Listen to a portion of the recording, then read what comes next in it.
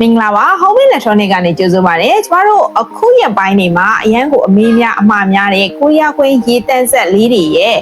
အပိုပစ္စည်းတွေလည်း Home Electronic မှာရပါတယ်။အဲ့တော့ဒီတက်မှာယူမယ်ဆိုလို့ရှိရင်ကျမတို့ site တွေပေါ်မူတည်ပြီးတော့မှာပေးတယ်ပေါ့နော်။အခုဒီပေါ်မှာပြထားတဲ့ဒီ cat tray လေးကကြတော့သူက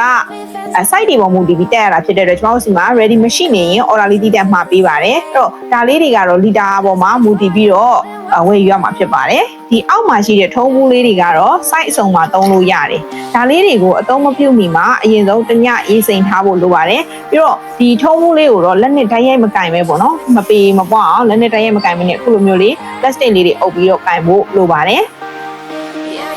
ဈေးနှုန်းလေးတွေကတော့အခုဒီဟာလေးဆိုလို့ရှိရင်တော့2000ဝန်းကျင်ရှိမယ်တက်တဲ့ဘူးလေးတွေကတော့နည်းနည်းလေးဈေးပိုများတယ်သူကတော့2000ခွဲပတ်ချာလည်မှာရှိတယ်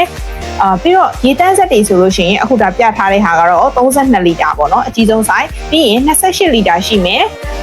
16လီတာရှိမယ်ကြားမှာ24လီတာလည်းရှိပါသေးတယ်အဲ့တော့ဒီရေတန်းဆက်လေးတွေကိုလိုအပ်လို့ဝယ်ယူခြင်းနဲ့ဆိုရင်လည်း Home Electronic မှာမှာယူရရှိနေပါတယ်ရှင်